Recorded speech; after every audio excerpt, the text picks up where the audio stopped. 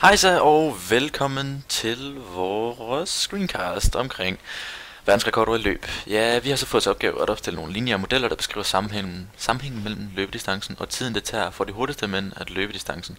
Og så skal vi gøre kort rede for lineære regressioner og teorien bag.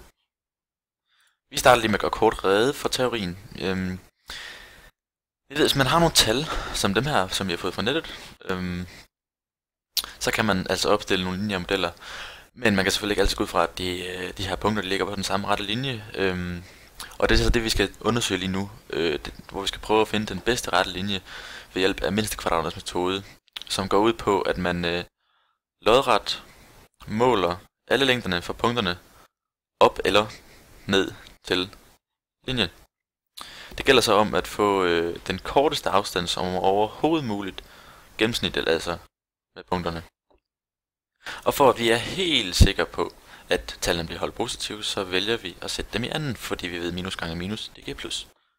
Programmet her, som vi bruger, som hedder Mabel, det kan gøre det for os. Det kan samtidig også finde ud af at regne forklaringsgraden ud for os, eller RIN-værdien, eller korrelationskoefficienten.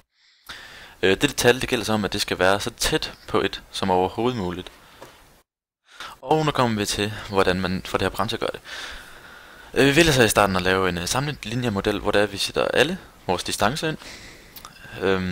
Her, som I kan se, og vores tider ind til de forskellige distancer, altså verdensrekorderne. Og så skriver vi linrik, og så videre. Og få den til at regne det ud og lave et koordinatsystem for os. Hvorpå der er hvor lineær regression er regnet ud for os. Meningen med det hele også, at vi skal have fået den her ligning ud, så vi bagefter kan svare på nogle spørgsmål, som vi også har fået stillet. Men vi skal selvfølgelig være helt sikre på, at vi godt kan bruge den her. Det kan vi så, selvom forklaringsgraden er meget tæt på 1, så kan vi dog alligevel ikke, fordi man kan se, at de fleste af punkterne ligger simpelthen helt hernede. Der er en meget stor afstand, som går fra 100 meter til det der maraton. Det giver også meget mening, da man jo ikke løber lige så hurtigt til et maraton, som man gør til en sprint. Ja, og så videre til spørgsmålene. Vi starter så egentlig med at dele dem op i så sprint, 100 meter til 400 meter, og 800 til 5.000, og langdistancerne. Fortolkningen til de her ligninger er så, at y det er den tid, det tager at løbe, og x er distancen. A er så meter per sekund, og de her B, det er noget man ikke rigtig kan fortolke, men man vil sige, at det er mistet tid. Altså som for eksempel accelerationen, når de skal til at starte op, komme i fart, eller så videre. Men ja, vi har jo de her spørgsmål, som vi fik til at være af disse. Hvor vi her jo så får en distance, som jo så var x. Og den sætter vi så selvfølgelig bare ind på x plads, og så kommer det til at se sådan her ud, og så får vi det til at være 255 sekunder. Det tager at løbe 1800 meter.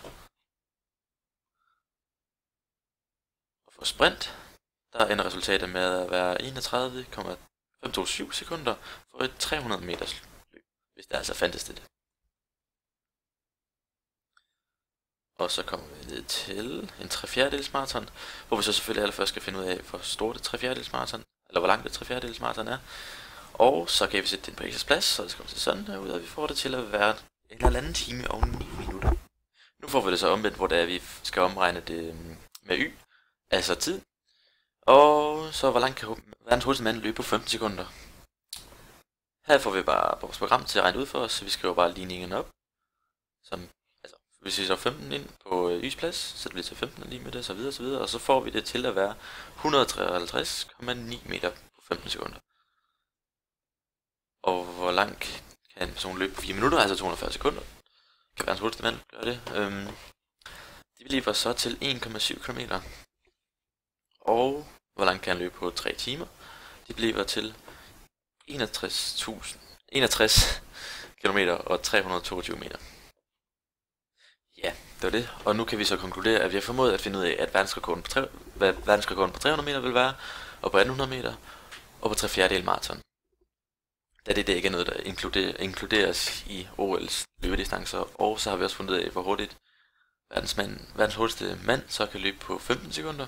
Eller hvor langt han kan løbe på 15 sekunder, på 4 minutter og på 3 timer. Alt sammen via lineære modeller.